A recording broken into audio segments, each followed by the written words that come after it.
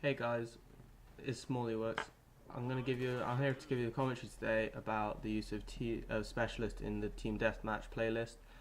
As if you've watched my favorite class setup video, I was using the AK-12 with specialist on some map Sovereign, and it was really fun. I hope it was really fun to watch because it was a lot of fun to play, and I wanted to explain why I use it in the TDM setting, because I think it's the best strike package to use in TDM, especially on smaller maps such as Strike Zone.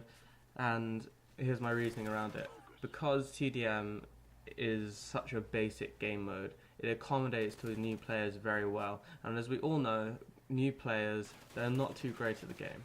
They really struggle with the idea of moving, and also to do with capping, as in domination caps or maybe blitz caps, which obviously are not in TDM.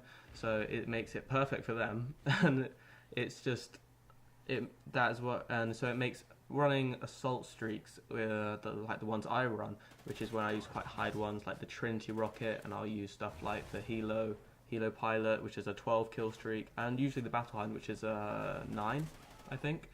So yeah, stuff like that gets very stressful to run in TDM when you've got people sitting in corners doing nothing. And if you look around, there are a lot of people doing that in this game, which is very frustrating, even with Specialist. But then it moves over to why I use Specialist. Right, I use Specialist because I think that when you come against bad players that don't move, and it's really annoying when they just keep sitting in corners, you want as many advantages as possible when you're going up against them. That is why I use Specialist. Specialist, I can use loads and loads of perks to help me out in gunfights. In this gameplay, I'm running Focus, I'm running Hardline, which isn't really it's not really a gun skill perk, but definitely focuses and definitely ping is.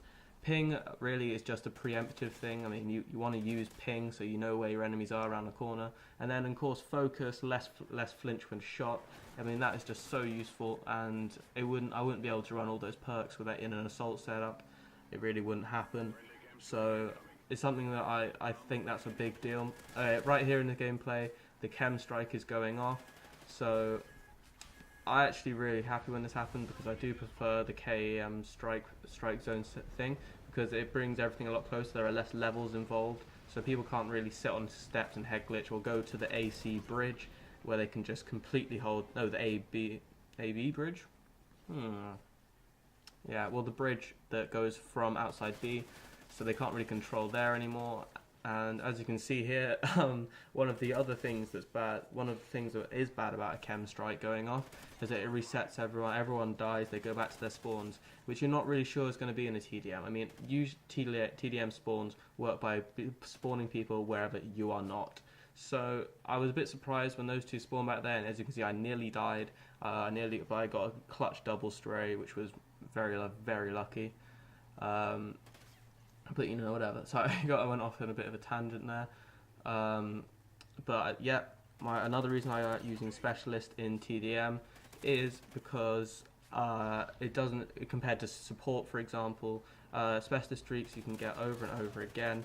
It doesn't really matter. It doesn't matter really where point you are. I mean, which point of the game you're at. I mean, you can get a Specialist bonus pretty much at any point in the game.